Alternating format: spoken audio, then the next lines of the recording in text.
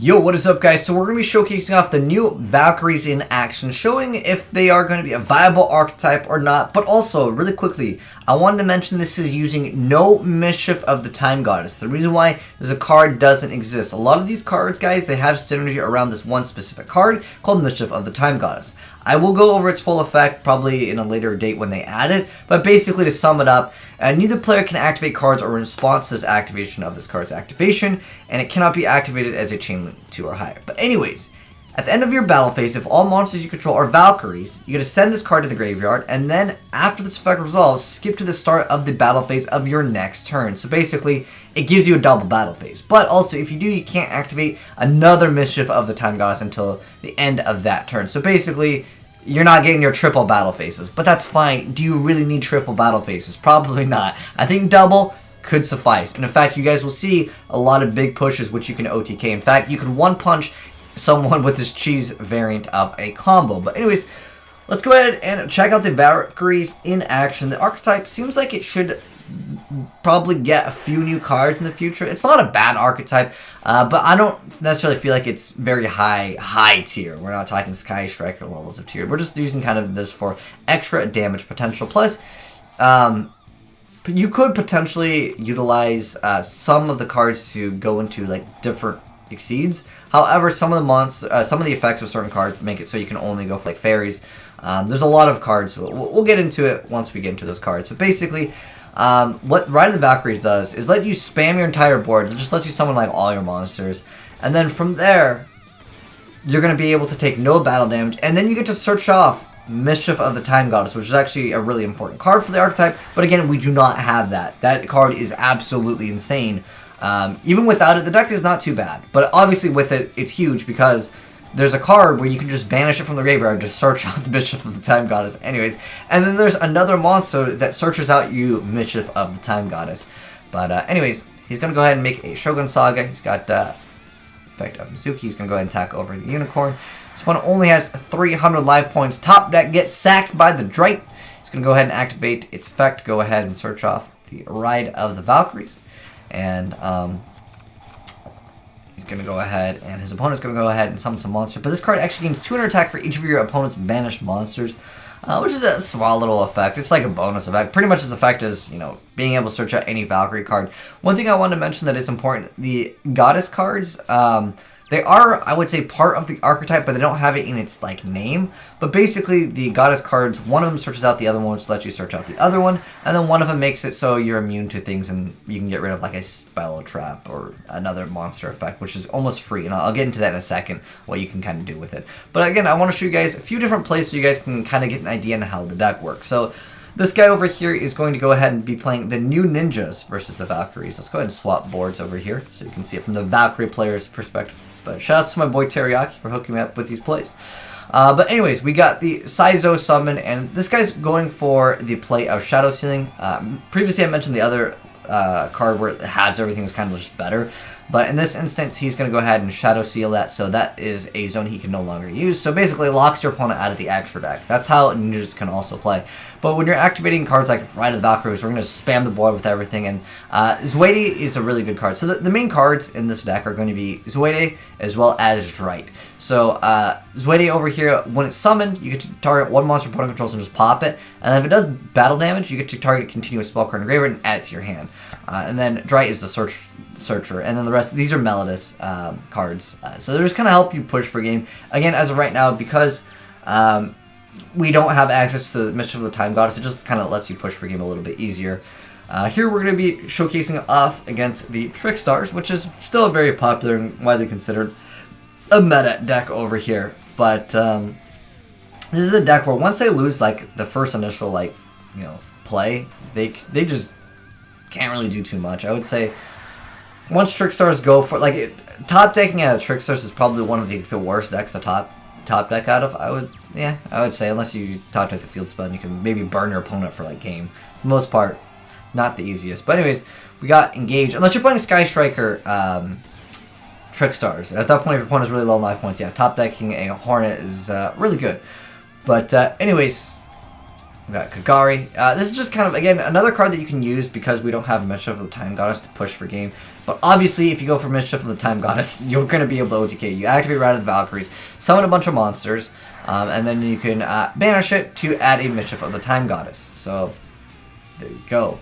But you're going to have to only control Valkyries. But again, that's not that big of a deal. Also, I wanted to mention, because I have not mentioned, Rite of the Valkyries makes it so you take no battle damage if you special summon 3 or more monsters with the effect of Rite of the Valkyries. Rite of the Valkyries lets you special summon any number of Valkyrie monsters with different names from your hand. But that's pretty easy because one searches out another one anyways. So you get a free card. Top deck and the Honest get sacked. So I didn't really go over the goddess effects of the continuous stuff. Basically, one searches out the other one. This replay is pretty hype over here. It's basically showcasing off a basically one-punch OTK using a cheese that you can run in this deck. I don't think it's really that necessary. However, if you just summon one Valkyrie, if maybe you had a bad hand, Honest can help you survive. But I want to say majority of the time, Honest is just not that meta anymore. And in fact, before, this card was really good. People used to complain about this card all the time. In fact, it went down to 1, then it went back to 2, and now it's at 3, and no one really plays it. But it's still not bad of a card. Anyways, Borlo Dragon. He's going to go ahead and take some damage. But he's going to go ahead and activate Photon Veil, searching out all copies of Honest, and he's going to go ahead and attack into the monster, and he's just going to go ahead and one-punch him. He's going to go ahead and increase his attack 11,000 damage, one punch. I mean, this is not really like something that's only available for Valkyries, but it is a cheese that you can do in the deck. Anyways, this next one is going to be kind of showcasing off the continuous stuff. So the continuous spells in the archetype are that you activate this one to search out this one, then this one searches out this one. It's basically 3 extra cards that you can go for. Haman, you need another 4K beater, so again, helping you OTK quite easy in the deck. But you got to control a Valkyrie monster, and in this case, he didn't have the option. But you guys will be able to see. You can definitely OTK really easy with, of course, the continuous spells. Summoning Haman is going to do another 1,000 points of damage, and it's a 4K beater anyways in the first place. It has another effect, but it's only so when it's in defense position, your opponents have to attack it, but it's not relevant. Anyways, Oracle's going to go ahead and add the other card. The Verdani's Guidance is going to go ahead and add the other card. He's going to get rid of all of them. Go straight and attack into his opponent. You can also basically banish one card for free. We'll get into that in a second, but I just want to showcase that it is possible to technically do that. But now that you guys have seen it in action, let me go ahead and kind of explain a little bit about the deck. So there's 2 builds that were sent in from Teriyaki. Oops, let me go. These are the 2 different builds that he sent in. One is playing like the Honest Cheese. Perhaps he's just running it so he can go for certain cards in the archetype, because Drite is actually really strong. But anyways, I'm going to go over the effects that I didn't really go over in the video because some of them weren't actually used because you can't use them because, again, we're not using Mischief of the Time Goddess because that's an important thing that I wanted to mention because it's a key card in the archetype that is not available currently as of right now. However, when it comes out, it's pretty much the same thing except for it's much more consistent for the deck to pull off OTKs. And you probably would drop like the Melodist because you have to, it says... all monsters you control are Valkyrie. At minimum is 1, but yeah. Anyways, so Brunhilde has the effect where it's unaffected by opponent's spell effects and it gains 500 attack for each monster opponent controls. And when an opponent's monster declares an attack, you can have this card lose 1,000 defense. And if you do, Valkyrie monsters you control can't be destroyed by battle this turn. And then we also have Earthstay. Earthstay is a card we can't really utilize because we don't have Mischief of the Time Goddess. But if it's special summoned from your hand by a spell effect, which is of course through Rite of the Valkyries, you're going to be able to target a Mischief of the Time Goddess in your graveyard and add it to your hand. So you can Foolish Burial Goods that thing, real easy. Or you can Foolish Burial Goods the Valkyrie and then just banish it to add it anyways. There's a lot of options for that. But anyways... on top of that, if you control another Valkyrie monster except for itself, as a quick effect, you can banish one monster from your opponent's graveyard and it gains extra attack until the end phase of this turn. So until the end of this turn. So basically, again, it supports the archetype trying to OTK. And then next up we have Zwedi. So this is the one where it just lets you target a monster, pop it, and it's able to add a continuous. Well, it's not that relevant because at that point you're probably OTKing them anyways. Then the Melodist, these cards are old, so we don't really need to go over them, but it does help you kind of push for a game. It just gives you those extra monsters that you need because, again, we don't have Mischief of the Time Gods. Next up, though, Drite, that's the one where it's when it's normal or special, you get to add a Valkyrie card. You can only get that effect once per turn. Otherwise, you could just search out multiple copies of them, and then just bam, you just activate the Rite of Valkyrie, search it out for days. But the card is still really, really good. And since they are all fairies, you could probably run something like Christia, because keep in mind, guys, this card makes it so you take no battle damage until the end of the next turn. So basically, you can lose your whole board, summon Christia, search out another card. You know, you can perfectly set up for 4 fairies. It's really easy. And on top of that, you're taking no damage. And then with an Honest, I feel like that can really help out, because you can push for a lot of damage, but sometimes because you don't have Mischief of the Time Goddess right now, you're going to be able to make a game with, of course, Honest in the next following turn with like any monster. Or Christia would be an excellent example. Anyways, this build was running 3 cards of Photon Veil. I got the Regeki, Startup Engage, because again, we're using these cards kind of as fillers, I would say, like the Meldos and these. Then we have Ride of the Valkyries, really good stuff. And then we have the Hornet Bits.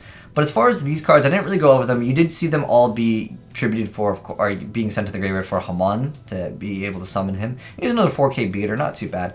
But anyways, so how these work is, when this card's activated, actually I should go over the full effects of these. So anyways, when you activate this card, if all monsters you control are Valkyrie, minimum 1, you could add a Goddess Fernande's Guidance from your deck to your hand. And once per turn, during your main phase, you can look at the top 3 cards of your opponent's deck, and if you do, place them on the top of their deck in 80 order.